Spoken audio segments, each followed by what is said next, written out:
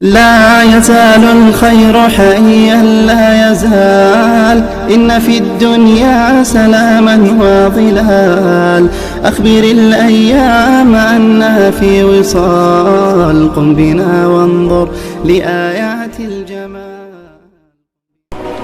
وحكى له جري ويليام شاب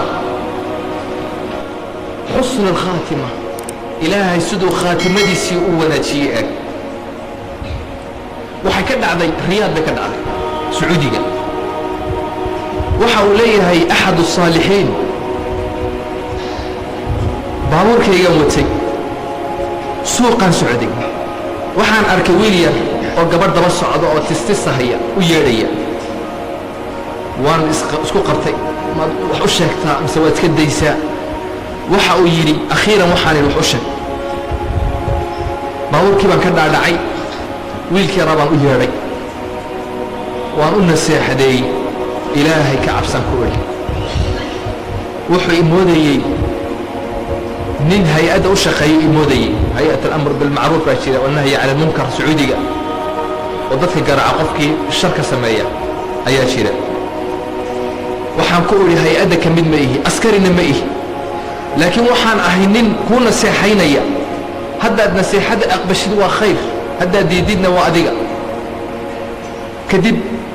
wiilkii yaraaban waaniyey buu yidhi aakhiraan ugu xasuusiyey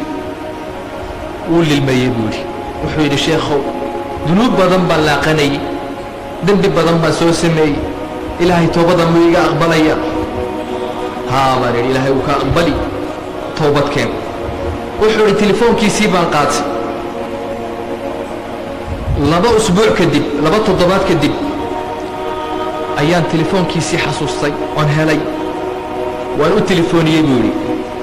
waqti subaxa salaadii subax kadib ayaan u telefooniyey si aan salaada subaxna u kiciyo aan u salaamana waxa uu yidhi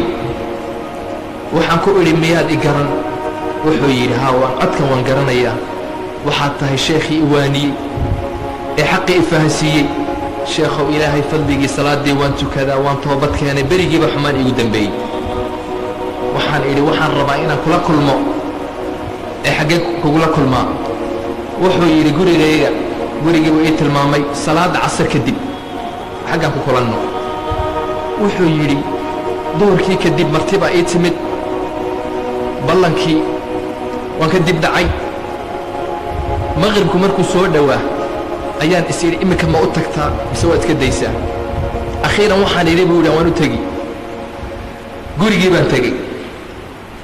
wuxuu yidhi albaabkan garaacay odaybaa iga furay yaro murugaysan waxaan ku idhi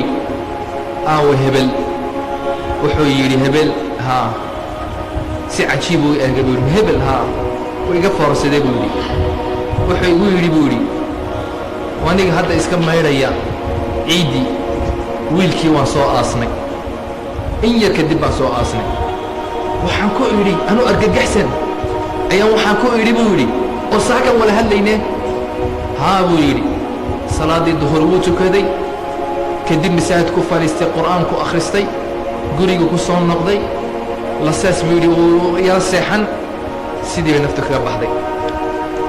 mana qaday qadadii ka hor buu dhintay waxa inankaygu uu ahaa nin xun oo caynkaasa laakiin 2 toddobaad in laga joogaba wiilkaygii wuu toobad keenay salaatuleylka xataa